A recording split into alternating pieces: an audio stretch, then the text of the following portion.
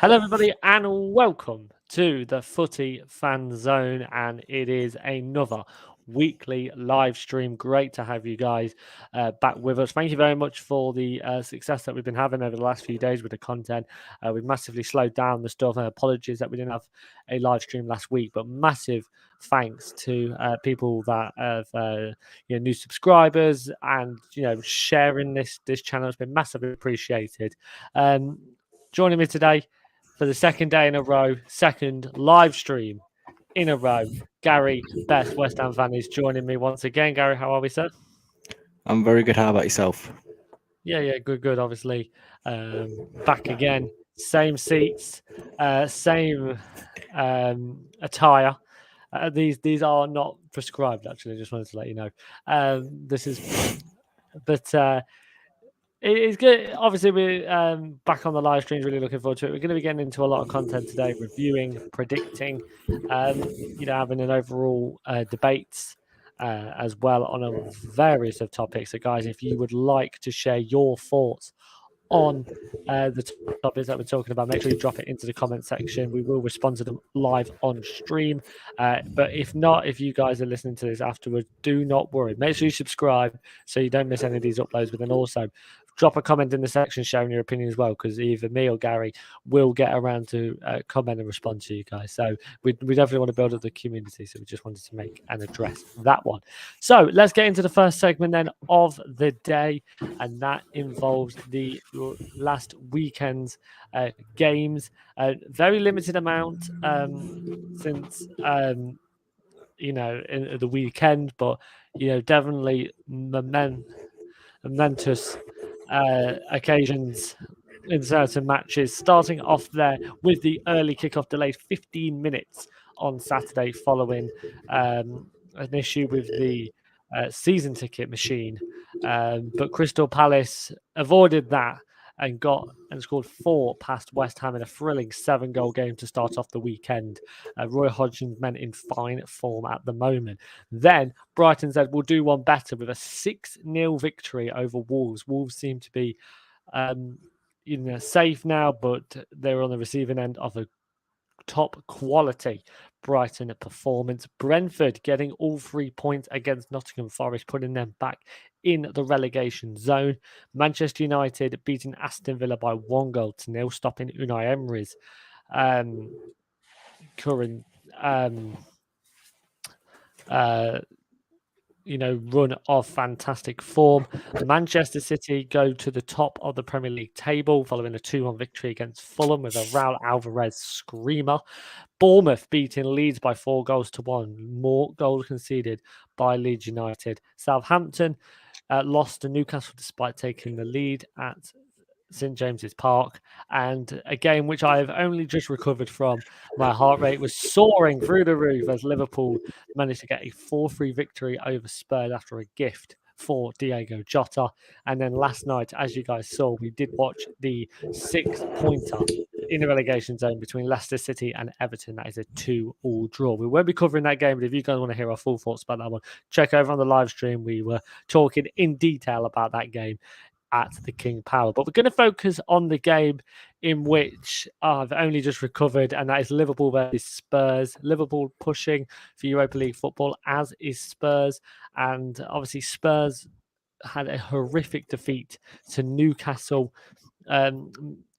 Managed to get a point in midweek against Manchester United, but going from a 2-goal deficit. Liverpool were 3-0 up before Harry Kane got Spurs' first goal of the day. Gary, a comment first of all on Liverpool, because it seems like Liverpool are pushing at the business end of the season for Europa League. I don't personally think that we're going to get anything in terms of Champions League football this season, but very promising end to the season potentially for Liverpool. And, it's good that we've got Europe football. Yeah, very promising for Liverpool. And again, like you said, a great finish to the season it will be after a horrendous start. And I think at the end of the day, Liverpool need European football. I think they're one of the teams that should always be in and around that conversation. And now to see it coming alive again, it is good. Yeah, obviously. And obviously, I think we just have to keep players. We have to keep players. And that's the massive thing for me, is that if we are going to not get European football, you are going to lose people's not only attraction to the club.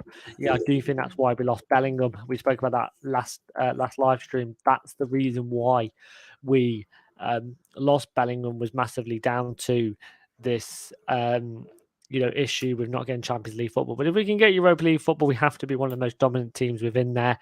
I think it's been a good push, last season. How obviously Jota's come back.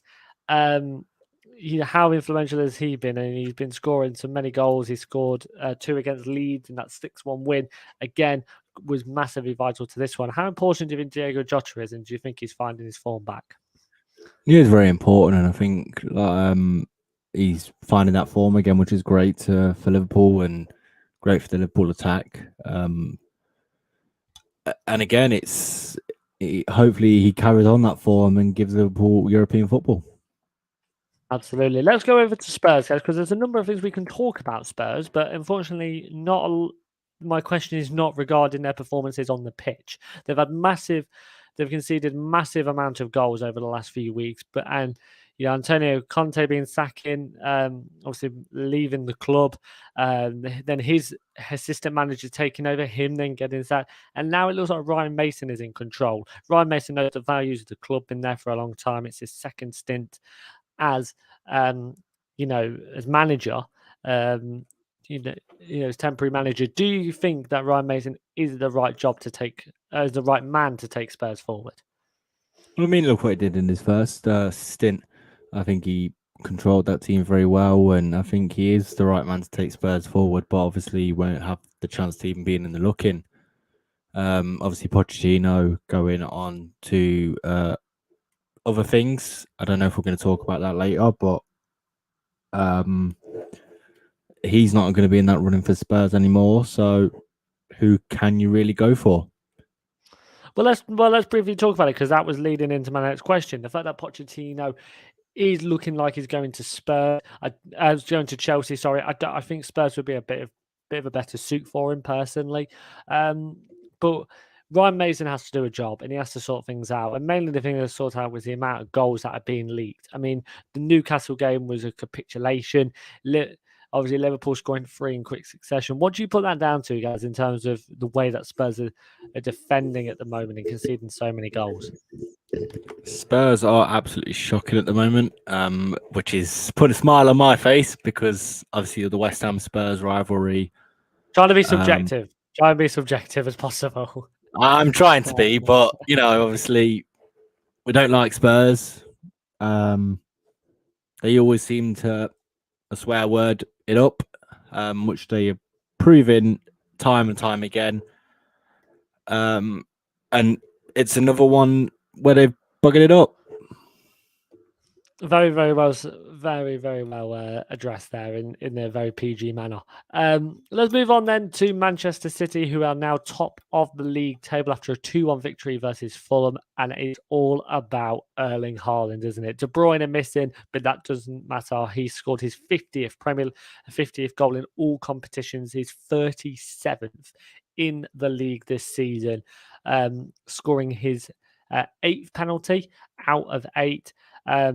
Star man, but what a dogfight for Manchester City, because Fulham did not give up easily, and it was a moment of quality from Raul Alvarez. How good of a player is he, and do you think he'll be that underrated striker the same way probably Jesus was when Aguero was there? Yeah, it's going to be exactly the same as Jesus and Aguero. I think Haaland's going to be that one where he's stood there out on top. And Alvarez is going to be the one where it's just sat back, and when he's called upon, he's going to be used. Absolutely. Moving on to Fulham, how big are they missing Mitrovic? He's only got 2 games left. Fulham are well and truly safe. A lot of people are saying that we're pushing for Europe football. I do think they will finish in the top half and are playing very, very good football, and it's great to see Fulham doing so well. I've never had an issue with Fulham. I know you have as a supporter of a London club. But how big are they missing Mitrovic? They're also missing Willian as well, who seems to have a very, very bright start down to injury. Yeah, obviously they're missing Mitrovic a lot. I think he was the main goal scorer for Fulham. They've gone downhill since losing him, I think, as well, and it's just unfortunate to see, but actions have consequences, and we've proved it there. Absolutely. One final game then. Brighton 6-0 win over Wolves. A very solid performance from Brighton. Looking at their squad, and it's unfortunate that we have to talk about that. To me personally, I'd look at that Brighton squad and go, who's leaving? So many fantastic players, but a really solid performance from Brighton.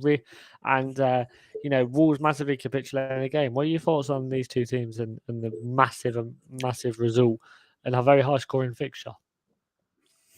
Yeah, very high scoring. Obviously, Brighton. Excuse me. Brighton have always been a brilliant team. Obviously, we have a very, very terrible record against them. Losing every game we've played against them in the Premier League. But yeah, Brighton are a top quality team. They always have been and probably will be into the future. Wolves again show glimmers of hope and then seem to just disappear. Yeah. I think they're safe. They're 100% safe. There's no way that they can get put back into the relegation fight now. But yeah, it's definitely going to be very interesting. So that is our quick run above the big games and the big moments. Let's get into predicting the future, as we like to do here. We are going to be speaking about the midweek games because there is a few as we wrap up fixtures, with including one this evening, which we will get into, I'm sure, in great detail. And then we'll also be speaking about this weekend games as well, due to our schedule. Them games will already be played by the next live stream and the next time we complete this segment. Arsenal versus Chelsea, a big London rivalry. And in my opinion, this is Arsenal's big moment now. Manchester City are 1 point ahead off the top of my head. They have got that game in hand against Brighton still to play, which of course is massive. But if they drop points tonight and they've got Newcastle next, that's it for the league. But I said it a few weeks ago, I won't be surprised if Chelsea pick up something here. It's a London derby. The fans are going to be up for it. Chelsea always seem to do well against the big six. You've seen the way they beat Manchester City a few times in some big competitions. I could see this being a very interesting result. I do think Arsenal will win, but I could see Chelsea potentially getting something in this game. Thoughts, Gary? If you want to just go straight in with a score prediction, you can. To be honest, yes, see what you're saying with Chelsea, and the fans are going to be one up for it, but I can't see Chelsea performing the way they've looked in the last, I think it's like 10 games. They've not won a game. No. So I am going to go with an Arsenal win. Okay, Liverpool versus Fulham tomorrow. Obviously, this was the first game of the season. Saw Liverpool draw 2-2 with Fulham. I think honestly that was the shock of the the fact that we dropped points so early on. They are missing Mitrovic and Willian, which is a big miss, as stated earlier. I think Liverpool have got this one. I'm going to say a Liverpool win. I'm going to agree with you there. Liverpool win. And another big one at 8 o'clock tomorrow. Your team, West Ham, taking on league leaders Manchester City. And it's massively down to the fact if Arsenal regain control of the Premier League, on what this will happen. Hopefully for Man City fans, De Bruyne is back. Not for you, Gary, unfortunately. But I'm sure the opposite for you. But Manchester City, I think, have got this. Now, the question is, can we go to the Etihad and do something? I mean, it's a possibility. There's a possibility there, but I'm just not sure. Now, Jarrod Bowen's track record against the Big Six is he's either scored or assisted in every game against the Big Six or top six. Here we go. He's going to do another bet. He's going to do another bet. I'm not doing another bet at all. Thank God for that. But I can see us maybe scoring. but Man City win. Very painful. I can hear that in your voice. And then on Thursday, so sees Brighton versus Manchester United. I think even though Brighton has shown really strong, actually, I'm going to say a draw for this one. I was going to go Man United win, and then I do think Brighton might pip something, especially being at home as well. And Man United have had quite a poor few weeks, particularly obviously with that Europe incident. So I want to say a draw. I'm gonna have a sharing of the points there. You've actually convinced me there. I was going to say Man Yeah. United win, and I'd say a draw as well. Okay. Due to Man United's injuries. Yes, injury struggle as well. Let's move in then to the weekend games. Of course, look at this. The season is drawing to a close, and it's very, very sad to see what an entertaining season it has been. But starting off on the Saturday, no early kickoffs, but Bournemouth go to Chelsea.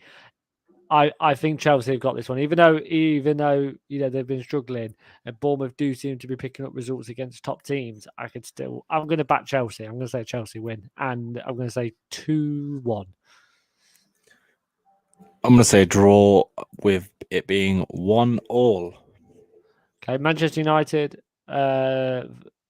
play on Sunday. Manchester City play on Saturday. They take on Leeds, and I think Man City have got that in the bag. I'm going to go 5-0. Yeah, I'd probably go 4-0. Wolves take on Aston Villa. Aston Villa have been in great form despite losing to Man United. I think they'll bounce back. Emery has done something really, really quality with the players from Birmingham. I'm going to say that's all my accents I can possibly do. I apologise for any audio listeners. I'm going to say, and people with headphones, I'm going to go 2-0 Villa. I'm going to go 1-0 Villa and Birmingham. Why did you have to steal my thunder? That was better. Spurs versus Crystal Palace. You'll get the reference though, Kieran. I think you'll get the reference. I'll get the reference. Let's move on. Spurs versus Crystal Palace in a London derby. Spurs leaking goals. Crystal Palace scoring, and that's why I think it'll be a 3-0 Palace victory. Oh no, 3-1. 3-1. Spurs fans don't 2-1. 2-1 Palace. Oh, very nice. And then the late kickoff on Saturday, we'll see Liverpool host Brentford. Always a high-scoring game in this one. I think we'll just peak it. I'm guessing I'm going to say 2-1. I've got to back Liverpool, but it's not going to be difficult. I'm well aware that this Brentford is not going to be easy for us. It always seems to be our bogey team. 2-1 Brentford. Okay, Newcastle versus Arsenal. Newcastle was the main team that stopped Arsenal from getting in top 4. Will they contribute to Arsenal's downfall of the league? I'm not sure. I think it's going to be a sharing of the points. I'm going to say 2-2. 2-1 Arsenal. Last minute winner. Oh, there we go. Arsenal seem to have a few of them this season. Let's go on to Manchester United because we kick off the late game on Sunday with a double Manchester visit for West Ham. They take on Manchester United in their next game. I could see Man United winning that, to be honest. I'm going to say 2-0. 1-1. Oh, okay. Fair enough. And then on Monday night, Fulham versus... Monday at 3 o'clock. That's interesting. That's a very... bank holiday. Oh, yeah, of course it is. But anyway, Fulham versus Leicester. I think Fulham have got that because I think Leicester will concede, to be honest with you. I'd say 2-1 Fulham. I'll agree with you on that one. Brighton versus Everton is the mid-game on Monday, and Brighton are in fine goal-scoring form. Everton, as we watched last night, could definitely be... it could definitely cause trouble if Brighton are on top goal-scoring form. So I'm going to say 2-0 Brighton. 3-0 Brighton. And then finally, the late game on Monday sees Nottingham Forest versus Southampton. I think this is going to be a sharing of the points, and I think this is the only points these two teams are going to have for the rest of the season. I'm going to go 1-1. I'm going to go 0-0. Oh, righty then. So, like I said, Forest, Southampton are down there. So are Leeds. So are Leicester. And so are Everton. What do them 5 teams have in common? They're going to be part of our next segment because we are going to speak about the relegation battle. Thank you very much to Sky Sports for providing us with this very, very useful image that we are going to be using for this because we're looking at the upcoming 4 games for the rest of these 5 teams. Everybody, all of them 5 teams, as previously stated, make up the bottom 5 of the Premier League, and also they are 30 points or under. As the league currently stands, Southampton remain bottom, and with the draw last night, it did see Leicester move up to 16th, level on points with Forest and Leeds, 4 points behind West Ham, who are not considered in the running according to Sky Sports. West Ham fans, let us know what you think in the comment section or live stream, and see whether you actually are safe and agree with Gary. But that will see the bottom 5 battling it out. And as you can see here, thank you very much to Sky Sports, Southampton's final 4 games. They've played 34. They've got 24 points and they've got a minus 32 goal difference. So how this is going to work is that me and Gary are going to give our numbers, give how many points we think they're going to be getting. Of course, as football works, 12 maximum points teams could potentially be getting from their final games. We will discuss it afterwards and come up with the 3 teams we think will end up in the relegation zone and heading to the championship at the end of the season. But for now, we will be just revealing a number. And then I'll break it down a little bit further. Southampton, I'll go first, and I do think they're going to get 1 point. I think they'll get 1 point. I think that point will come to Forest. They, as previously stated with my score prediction, I don't think they'll do anything against Fulham because I believe that is the game that is Mitrovic is back. Brighton looking form, and I do think Liverpool will get something on the final day. So I'm going to say 1 point for Southampton. Guys, what's your thoughts? Yeah, I'd say 1 point as well. I think it's like you said, they're not going to do anything against Fulham, nor Brighton nor Liverpool neither. Let's move on to Everton then, of course, who drew last night with Leicester, puts them back in that relegation zone in the 19th place. They've also played 34 with a goal difference of 25 and have got 29 points. And I do think the only way they are going to get points is I don't think they are. I think they've got 0. Smack bang 0. Man City, I don't think they've got a chance. Wolves, I think, could potentially slip up. Everton look far too weak for me. Brighton are a good, strong side, and also they're playing at home. Bournemouth, potentially, but I think Bournemouth have got that massive fight in them. So I'm going to say 0 points. I don't think Everton are going to pick up anything for the rest of the season. I think Everton are going to pick up 1 point. I think it's going to be against Bournemouth. I was thinking, I was a bit like this with it. But I can't see it. I think Bournemouth are going to kind of relax because they know they're safe, and I think they're going to be a bit more relaxed and a bit more calm going into the final game of the season. And I think Everton are going to nab a point. Okay, all right then, fair enough. I do see what you mean there. Let's move on to Forest then, whose points massively contribute to their home performances. They do have 2 on this list. They currently sit in the relegation zone after playing 34 games with a goal difference of minus 32 and a point tally of a rounded up 30. I think they'll get a point. I think Southampton's the only that way I can see that being bottom. If they get a surprise win against Chelsea, I think that will massively boost their chances. But Arsenal, I can't see in the form they've been this season, and Palace with their fine form under Roy Hodgson. So I'm going to say 1 point potentially if they get something at Chelsea. 2 points. I think Southampton and Chelsea they'll get both a draw. Okay, and then the penultimate one we have in this list is going to be Leeds. Thank you, Gary. Thank you for that quick change, man. Nobody noticed. They currently sit on 30 points as well, but getting a minus 24 goal difference after playing 34 games. They've got no chance.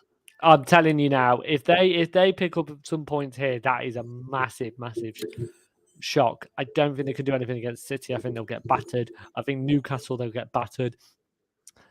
I know what you're saying. I can see it in your face, and I know exactly what's coming up. And but I can't see it. I really can't, especially away from home. They're not that good. And Spurs, yeah, I think they'll be. I'm saying no points for Leeds. That's a shame because I do like Leeds and I do want them to stay up. But I don't think they'll pick up anything here. They've got the hardest running out of everyone. Yeah, they got the highest running, but do you know I can see him picking up a point, and do you know who's going to be against? West Ham. Yep. Yeah, I know you too well. Has been absolutely shocking this season. There's been points if where you think you're going to draw against Arsenal and Leeds, mate, come on. I can't see it. Our defense has been absolutely horrendous this season. There's been points where it's been decent, but then there's points where it's just been absolutely shocking. And with Zuma looking like he's going to be out for the rest of the season now due to an ankle injury, I think the only really option we got is Kera, and he's not the best. But how are you saying though? Because West Ham have been on a few of these. What's Leeds the team though? How are Leeds the team? They don't have anybody attacking. They leak goals left, right, and centre. You have Bowen, Paqueta, Antonio, Ings. You've got decent attacking players. I won't put Antonio into that decent list, but he's a name there. But we've had this conversation off stream. It's not ended well. But I don't understand how Leeds could potentially be the team. But okay, fair enough. Especially with you guys being home as well. But then finally, we do have Leicester, who is level on points with a minus 13 goal difference. They seem to have a decent enough goal difference for a team that are battling relegation. Minus 13 isn't as bad as I first thought. After playing 34 games, of course. I'd like to see Leicester pick something up, and I do think they'll pick something up against West Ham, final game of the season. I'm going to go a point. I think that's the only one. I don't think Newcastle, I don't think Liverpool, and I think Fulham will be tough for them, especially away. So I'm going to say a point for against West Ham. Leicester are a stronger team than Leeds. We watched them last night. They're better than Leeds. 3 points. You're saying West Ham? Yeah, to be truthfully honest with you, I think West Ham will be a lot more relaxed, knowing that we're probably going to be safe. And I think Leicester will just hit us hard. Especially at home as well. Maddison and Vardy. And yeah, with the likes of the King Power crowd, which hopefully I should be at. Yeah, so both of us hopefully should be at. Yeah. But yeah, I think Leicester are just going to hit us hard and it's going to shock us. Yeah, I agree. So that is what we're saying. So finally, to conclude, we've not done the maths, unfortunately, but I can potentially confirm. I think that the way that the relegation zone is now, Everton, Forest, and Southampton will be the final three. I think they'll be the bottom three. I don't see. I think Leeds could potentially get dropped in there because of their hard running, but that's my thinking. I can't see Everton getting out of it now. I can't see Southampton getting it now. And potentially, I think it'll be Leeds or Forest. I think Leicester will be all right. I'll agree with you. I think Leicester are going to be all right. I think it's going to be Southampton, Everton, Forest. I'm going to change. I'm going to put Leeds in there. I don't want them to go down, but they've got a hard run in. I'm going to say Leeds. I'm going to say Leeds instead of Forest. So, speaking of Leeds, they're hard running. Their poor form, they're leaking so many goals, might be improved by former England manager, the shortest England manager. People forget that he actually did manage our national team. However, he did, and he might be on his way to Leeds because Sam Allardyce looks like he could be heading to relegating, fighting Leeds after the departure of Javier Garcia. General thoughts, guys, because Sam Allardyce has been a great manager. He's done some really great things in the Premier League. He's a long experienced manager in the game. You've seen the way that Roy Hodgson has come and almost transformed Crystal Palace in that way. I do believe Crystal Palace obviously have a better squad and have more potential. However, I think that this is a good backing because he's a proven relegated manager, and I'm surprised not a lot of teams looked at him as potential candidates, or even his name was chucked around in a few others. So I think Leeds have got to go for this one. It's not been confirmed at the time of recording that it's actually happened. So to me, I think it's a really great appointment. It just depends on what style Allardyce uses. I think Hodgson has had to adapt with the players he's got. Is Allardyce going to play the same style of football with these players? Will it work? There's some massive questions to be answered, but I think it's more down to the players rather than the back catalogue and the knowledge of Sam Allardyce. And I do generally think that we could see Leeds at least pushing to stay up with this appointment. What are your general thoughts on this one? Obviously, I know Mr. Allardyce very well. Not in a personal term, by the way. Ex West Ham manager a few years ago now. But yeah, he's a strong manager. I think he would be the one to give Leeds that test of staying up. And yeah, like you said, he should have been in the running for. I think as well, Everton should have been in the running for him. I think he managed to keep West Ham up one season as well. Yeah, I think they did. Yeah, I think they did. So yeah, obviously proven relegation scrap manager, and yeah, I think it's going to be a good appointment if they get him. Yeah, how do you think he will change the Leeds place? Because obviously the defense is massive. Do you think that's his first priority, or is the first priority putting the ball in the back of the net? Because even when they have lost, big games, they do definitely, seem to find the back of the net in some of them, but not enough. Is defense a priority? I'd say both's a priority. I think the defense is obviously what's leaking the goals, and there's no attacks. So obviously the goals aren't going in, so you can't really counteract that. So I think you have to counteract it with having a good defense as well as a good attack. And yeah, I think like I said, it's priority for both. Yeah, fantastic. Well, it'll be great to see Big Sam back in the Premier League, and we'll have to see what happens with that. I was hoping to have a confirmation with that. Unfortunately, we couldn't get it before time of recording. So there are thoughts on Sam Allardyce with Leeds United, the potential return for Big Sam in the Premier League with relegation struggling Leeds United.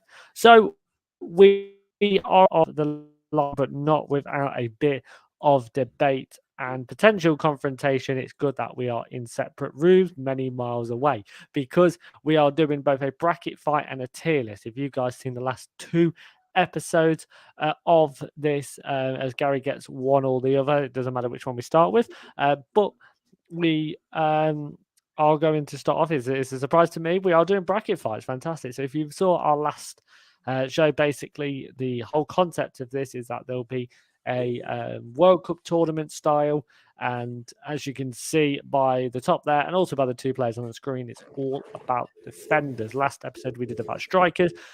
Very unsurprisingly, Erling Haaland did get the victory in that tournament. We were with alongside our co-creator Elliot, and then I had the final voting. Obviously, with the two of us, we have to come to an agreement, which could create some arguments, could create some confrontation, but we are judging them based on the 2022 to 23 season, so not as an overall player. And the first two are lined up here, so we're just going to get straight into it. Starting off with Ben White versus Laporte. I think for this season, the way he has versatile and changed his style of play, I'd say Ben White. I don't think Laporte plays enough. for Man City. Yeah, I'll have to agree on that one. Like Nathan Ake's come into it. The squad played very, very well. So I would say the port's been out of focus. Koulibaly versus Zinchenko. Gary, you may present your argument first. I think Shevchenko, I think he's lit the Arsenal team on fire. The emotion, the passion he has for winning is giving Arsenal that lift. Yeah, you can't really applaud many Chelsea defenders, but I think Zinchenko was brought in for Arsenal to, push for a title because he's been proven. So yeah, I agree. So we get here the battle of the right backs. Trent Alexander-Arnold versus Reece James. And listen, in a 2023 sense, James has not played enough and Chelsea have not done well enough to get him in. As an overall player for both England and club, I would say Reece James. But I think this season, Trent gets it. 5 assists in his last 4 games in this versatile position. James doesn't play enough.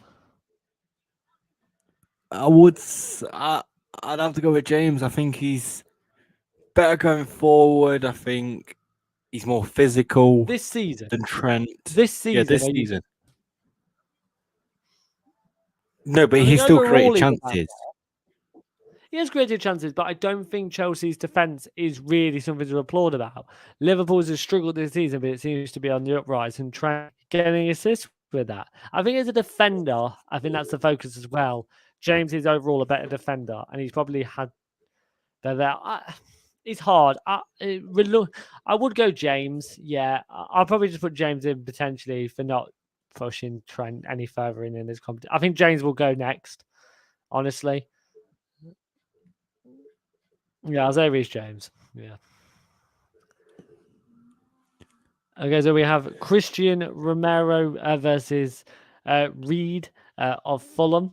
I think this is a pretty easy one. I'm going to say Reed because Fulham have been solid and Romero has been very, very struggling. Missed the post against Liverpool, which I thought was quite funny. I mean, he's got like the most yellow cards or something this season. Like, I think Reed. I'd have to agree Reed as well. Well, we know this one. Oh. I don't think Van Dijk's been good this season. I think this is his worst season in a Liverpool shirt. However, Maguire does not play. He's better than Maguire. No, I'm saying that. I'm just saying you've got to look at it from both ways. Van Dijk is not a good season, but Maguire, your club captain, he's got the armband on there and he doesn't even play. He'll go. Maguire will go this season. He has to. Saliba versus Varane, battle of the en français. That's hard because I'll let you talk first. I'll let you talk first. I think it's Varane. I think it's Saliba. I think Varane has helped that Man United defence a hell of a lot. It has. No, he has. But I do think, like, this season and the last few games, because Saliba's now out for injury, everybody is blaming their demise on the fact that they don't have Saliba. Even though they have Gabriel. I think he's more vital for... team, is it? But if you take Varane out of the Man United team, who could come in? Lindelof, Maguire, obviously with Martinez. If you take Saliba out of Arsenal, you've got Rob Holding. No, he would have rather. Well, yeah, good point. I'd say Saliba. Varane had a great season and he's been massively big, but I would say Saliba is more impactful for Arsenal this season. Ruben Diaz versus Joel Matip. Let's get this over with. Let's just... Ruben Diaz has been absolutely quality for Man City. There's not even a debate. Now, do you know what? Hear me out on this one. Thiago Silva. Okay. For this season, I'd say so. I'm really struggling to give any positivity going for a Chelsea defender. Why, though? Like, provide me reasons, and then I might be able to agree with you. He's a leader. He's led that led that defense. So is Walker.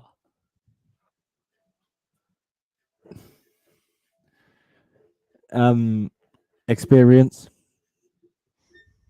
in like one of the biggest leagues, obviously, the biggest league in France with PSG. Like,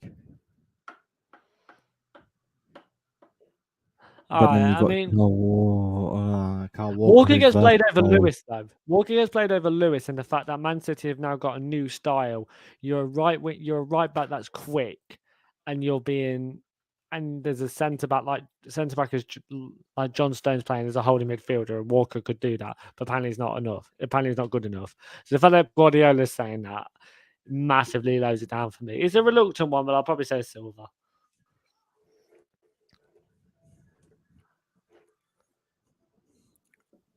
All right, so we will stick with one side of the bracket before moving over to the other side. Bassett v Arsenal. Zinchenko is a better player than Ben White, and he's more influential.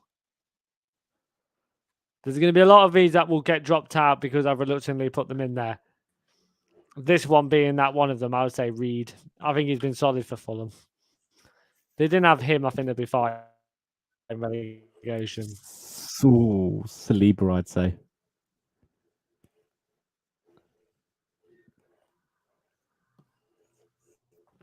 It is a difficult one though, but I'd say Saliba.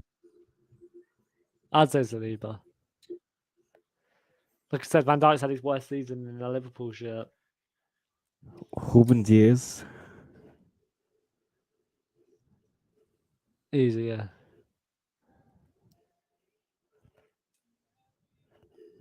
Shevchenko. Yeah, I think Reed's been great, but Zinchenko is a born winner and he's added so much to this Arsenal team. Yeah, I'll go say Zinchenko. Oh.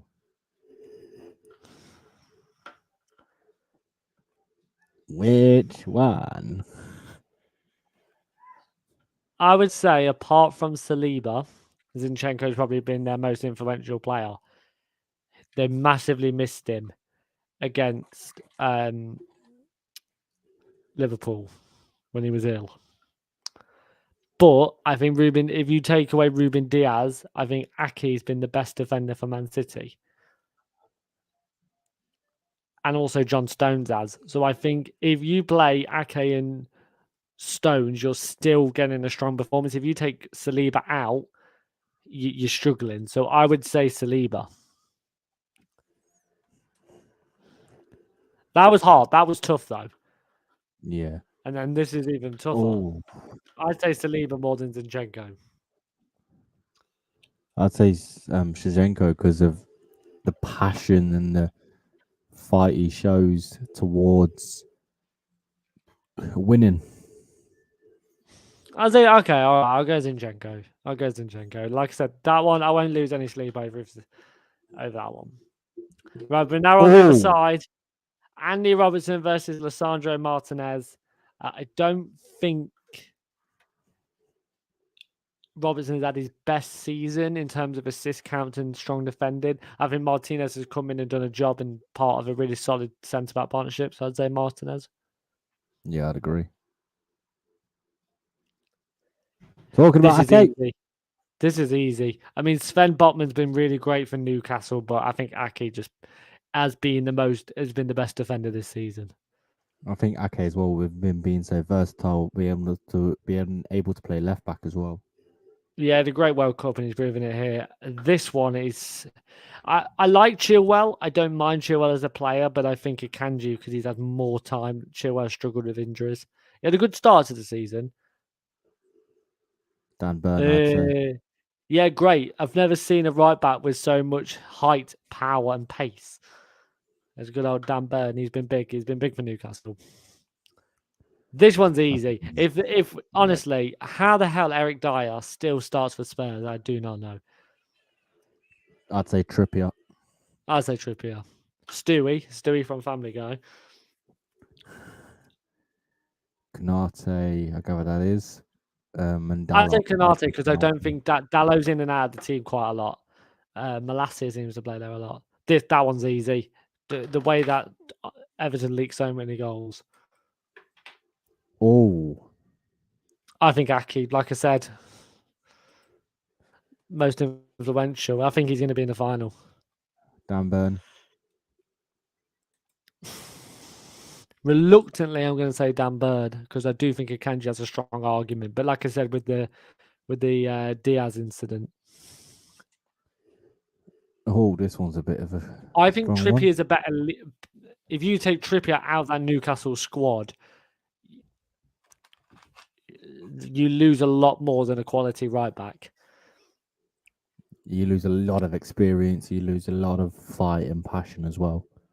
Yeah, if we're measuring Zinchenko in that same way, and that's why Zinchenko got that far when he's in the final, I'd say Trippier. Stones. Konate's been good. I'm pleased he's getting a run in with the team. I was shocked that he was being kept on the bench, but yeah, Stones has been great. I'm still sticking with Ake. Ake to the final. FIFA series coming soon. Oh. By the way, that's what Kieran will be hosting, not me.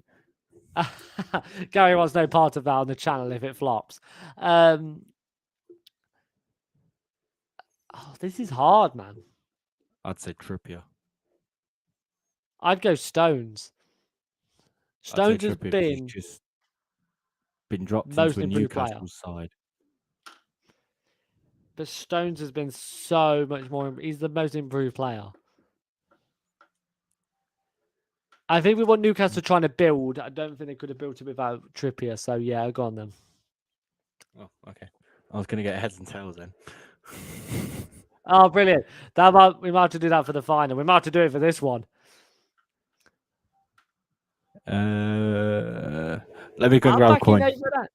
Oh, brilliant! That is the way that we're dealing with this now. Is a pound coin. I should have read that in the rules of the show.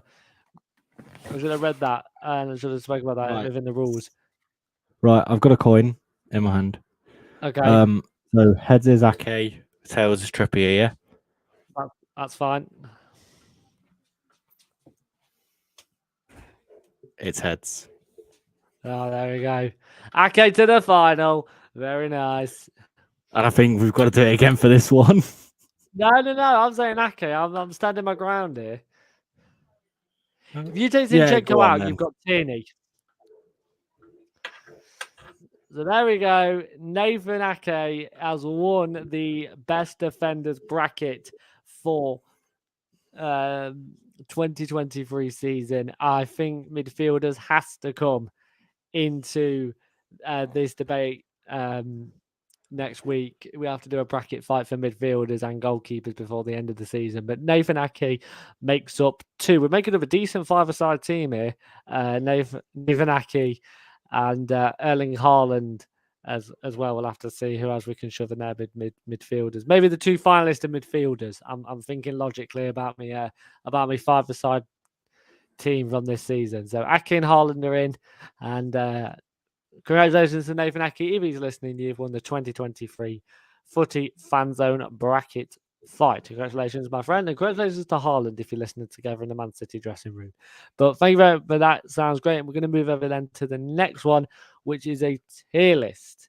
It is a tier list, and this is going to be very random. This is going to be very, very general.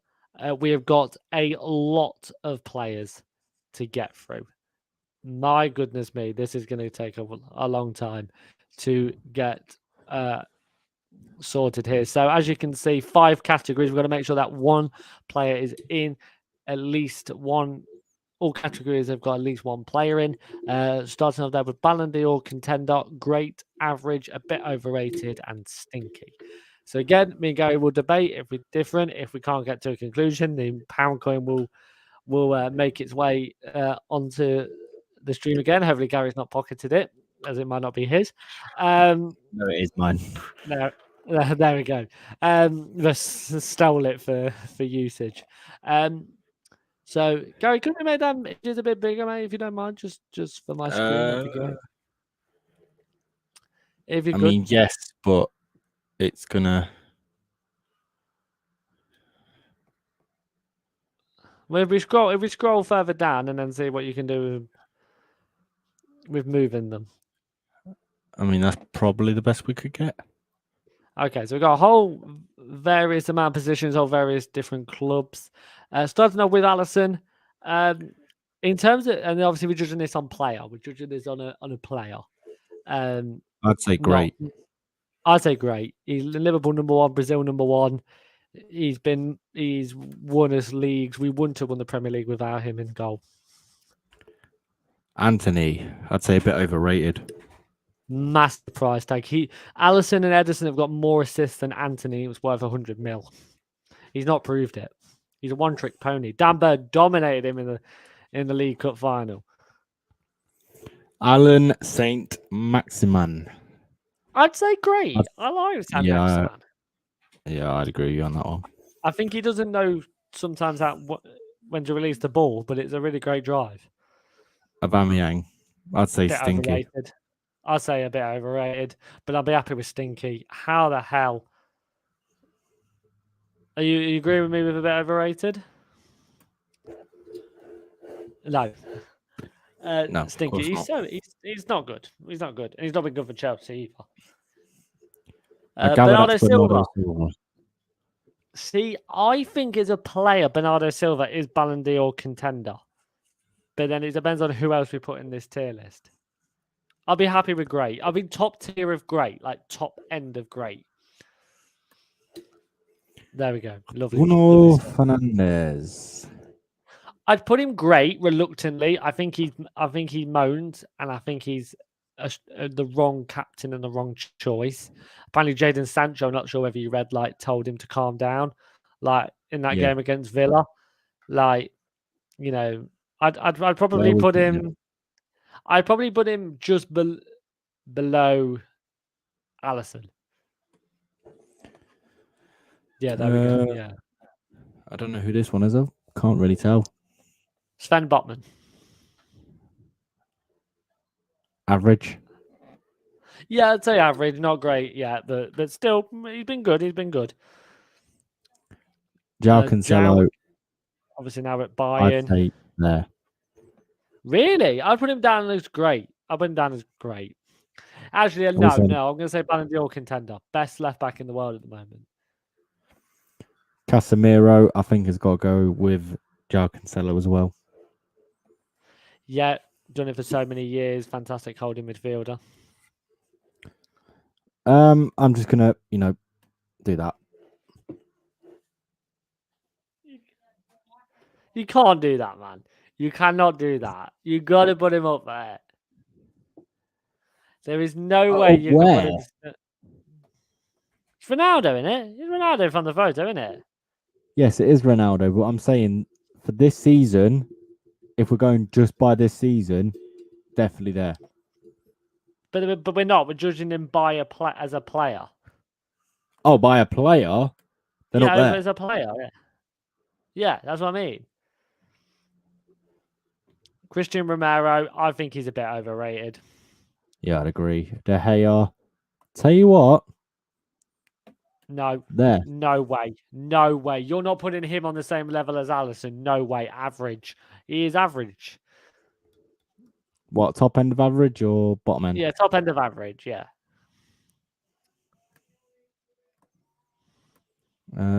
Dean Henderson. I think he's a bit overrated, unfortunately, because I don't think you can put him as average because he doesn't get a run in. Forest had him, that was his shot, and then they brought Keylor Navas in. So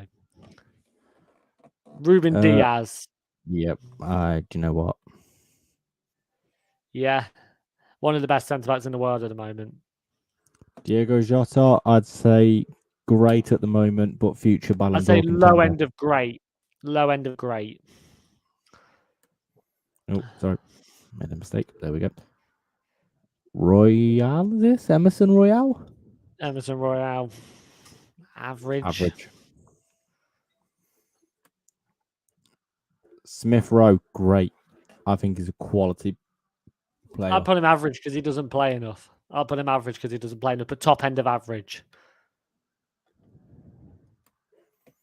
Darwin Núñez. Do you know what? A bit overrated.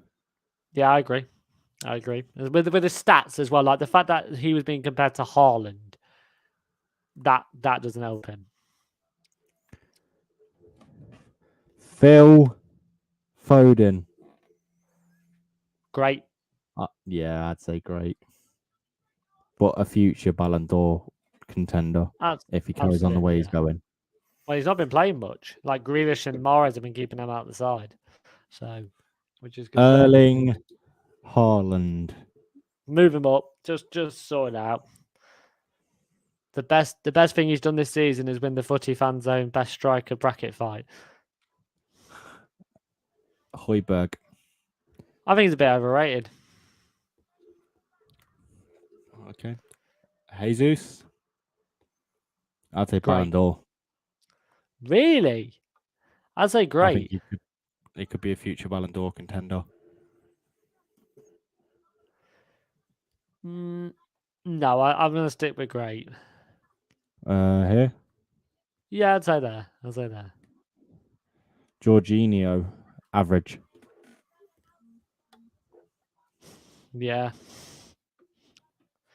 You know, by the way, if the year that he was third, if there was a rule in place by the company that runs obviously the FIFA Ballon d'Or, FIFA, they will if it's the case where only they're allowed to one player, if you win it, you can't win it again. He would have won it. Wow. So that's quite scary. But yes, he's average. Where would we put him in this? Yeah, I'd say average. Harry Kane, I'm sorry, Ballon d'Or contender. Yeah, I agree. I know he's aging, but still a quality striker. N'Golo Kante. Great. I think there's only one place we can. Really? Okay. Great. Yeah, no, I know. Okay, I agree with that. Okay. Yeah. All right, calm down. Well, he deserved to be Ballon d'Or contender. Yeah, that's easy. Get him up there now. Yeah. You know what? No. I think, yeah. Yeah, I agree. But the thing is that Kante should be contender for Ballon d'Or because he's one of the very few people that I'm taller as. So. Koulibaly, bit overrated. No, I'll put him up as great for what he's done as a player. I'd put average. Average? Yeah, I'll put him average. Kuleveski, I think that is. Yeah, a bit overrated for me. Yeah. I can't tell who that one is. Morgan Gibbs-White. Bit overrated. Yeah, I'd say so. Yeah, for a young lad as well, he's getting a bit too much hype at the moment. He needs to prove it. Mahrez, I'd say great. Yeah, lower end of great. Thank God for a Aubameyang for a stinky, by the way. Matip. I don't think he's overrated, but I don't think he's stinky, so he's going to have to go in average. Mendy, I'd say stinky. Yeah, I would. Chelsea players in the bin at the moment. Mitrovic. Do you know what? I'd say average.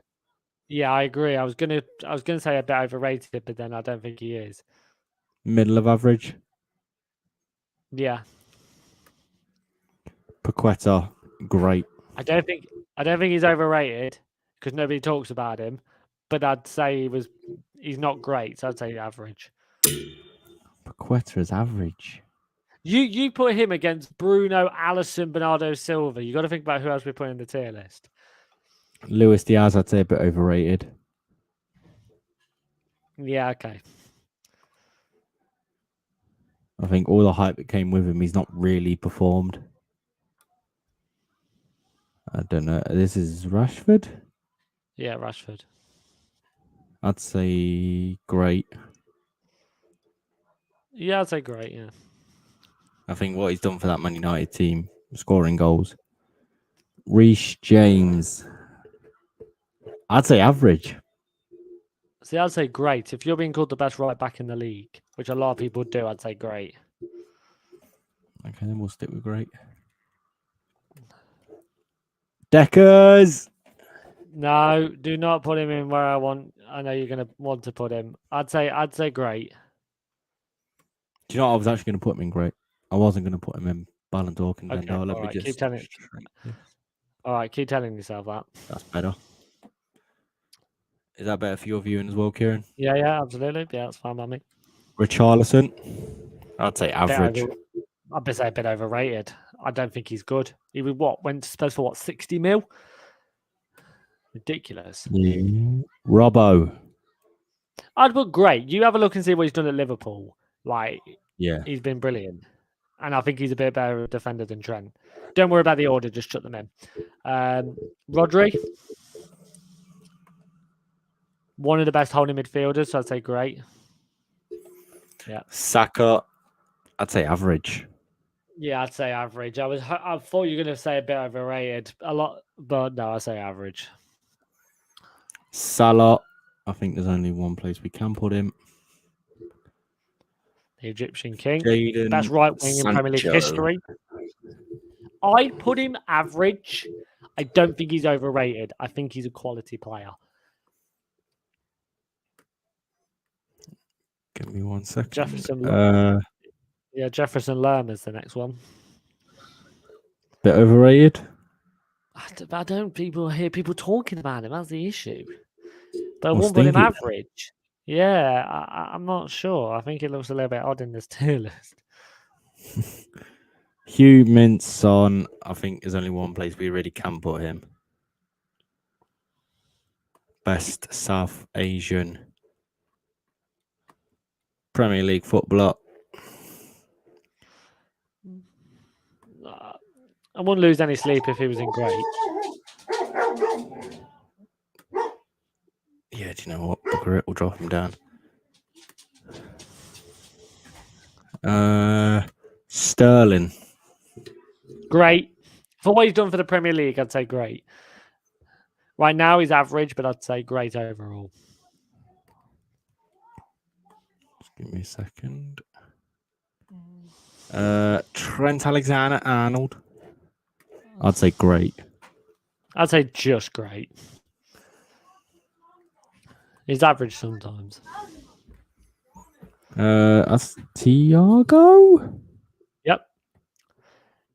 I'd In say a average. career sense, I'd go great, but lower end. No, actually average. Put him average. What he's done in the Premier League. Vardy. Great.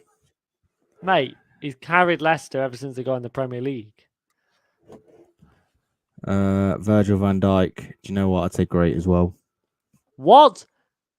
Ballon d'Or nominated player in his past. You've got to put him in. You have to put him in nominated. If he's already been nominated in his life, all of these players in this list has been nominated for a Ballon d'Or. Kyle Walker. Average, Great. I'd say. Great, man. You see what he's done over, even at Spurs, he was good. James Ward-Prowse, average. Yeah, apart from the free kicks. No offense, the only good thing about him is his free kicks. Finally, and Wilfred Zaha. Bit overrated. There is a complete tier list. Well, I do think we put a lot in great, but it is the best league in the world. And then average, I think we've done a good amount of numbers. I think as well overrated. I think we've hit the mark on a few. We've not upset many fans, and we have put it all in stinking. Every single player that has been nominated for a Ballon d'Or is in that list. So, absolutely, I think that's fantastic. I think that's a great choice. So that is our tier list. You guys can go over to Tier List Maker.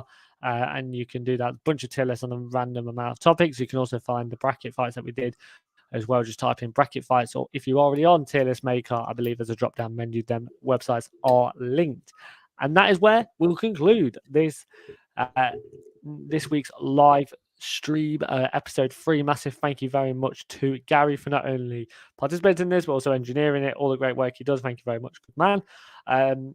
also, thank you very much once again to you guys for all your fantastic support. We're on the live streams and the watch alongs. It's been a fantastic start to the channel, so long may that continue. Make sure you like and subscribe as well. And if you want to participate as well in this stream, we will be setting up some social media as well, so you guys can interact onto it. And as you can see there, I'm sure Gary will want to show that off as well. We've got a new split screen for the weekly live.